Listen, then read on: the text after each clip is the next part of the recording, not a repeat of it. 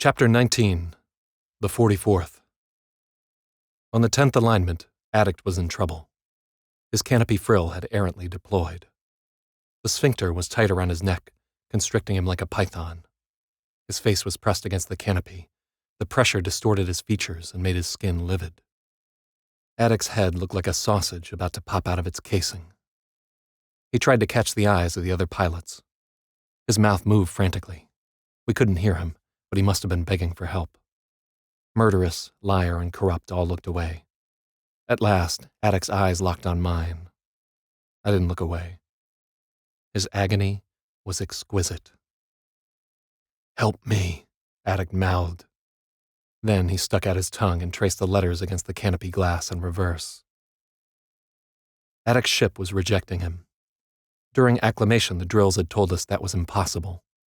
They said if you made it 28 days inside your ship, she was yours forever. They lied. All I could do was shrug. What did Addict want me to do? Ram his ship with mine and kill us both? He was doomed. I was doomed. There was no escape. During the mission briefing, Tsuros had warned the squadron not to attempt to fly out of the null space bubble. He claimed that hitting the edge of the field was like flying into a black hole. A ship that hit the border would be ripped apart by the interaction between null space and real space. Because we were inside an envelope of time compression, it would take a subjectively infinite amount of time for a ship that hit the border to disintegrate. I can remember Tsuros' exact words. "Subatomic pieces of you will be materializing along the flight path for billions of years. If you're lucky and go in head first, you might only be conscious for 100 million years of it." This might have been another lie, a fable to keep us from trying to escape. But I believe this one. There was a sacrosanct awe in the way Tsuros described the billion-year breakup. I think he recognized a suffering beyond anything he could personally inflict. He had to respect that. Addict painted more letters against his canopy with the point of his tongue. Help or boom. I understood. Addict was threatening to deploy the bomb here and now. I looked to the other pilots. Corrupt waved his hands, signing no.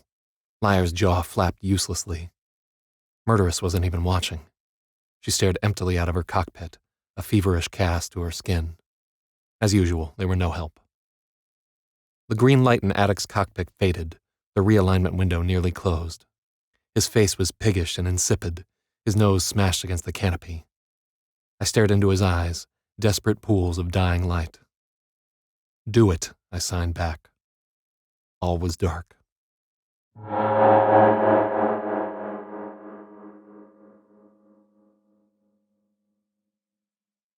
I had 200 hours to wonder what it would be like to be blown up by a baryon bomb. Would I have time to see a flash of light? Would the bomb even generate light, or would they be anti-photons? I didn't know. I kept turning to Addict's position, waiting for the doomsday flash. Tsuros hadn't briefed us on what would happen if one of us was crazy enough to pull the trigger halfway to the target. It would kill us all, surely. But what next? Maybe the ripple would expand throughout null space, killing every other ship in transit. Maybe it would blow a hole in the universe and flood ours with matter built on an entirely different set of physical laws. Perhaps the pillars of time themselves would collapse, trapping us all in an instant of antimatter annihilation for eternity. It was useless to wonder, but I had nothing else to do. In the end, it didn't even matter. Whether through courage or cowardice, Addict never managed to detonate the bomb. The 11th alignment came at last, and Addict was dead.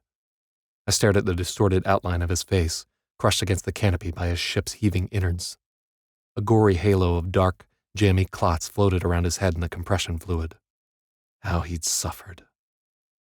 As I gazed at his wretched face, I felt certain he must have tried to deploy the bomb. Was he too injured to perform the firing sequence?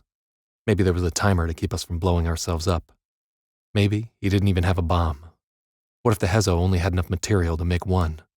What if I was riding on top of it? "You're the only one who matters." For the next 5 alignments, Addict's ship continued to bioluminesce as it drifted away from our formation. His light had taken on a sickly brown-yellow tone. On the 6th alignment, his ship failed to light. I couldn't see it out there in the dark, but it was too soon to have drifted out of the bubble. I think he killed his ship as he decomposed. Poison under the end. So then, there were 4. But not for long. Murderous's condition continued to deteriorate. She had lost a great deal of weight. Her face was skeletal. Her eyes were glazed over, and her skin was blotchy. She was dying. Sometimes she would be furious, beating against the canopy with her skinny fists. Sometimes she would weep, covering her face with her hands to hide from us. Still, she managed to align her ship each time. No one wanted the billion-year death. On the 32nd alignment, Murderous didn't move. Her face was frozen in a rictus of suffering, and I suspected she was dead. On the 33rd alignment, there was no doubt.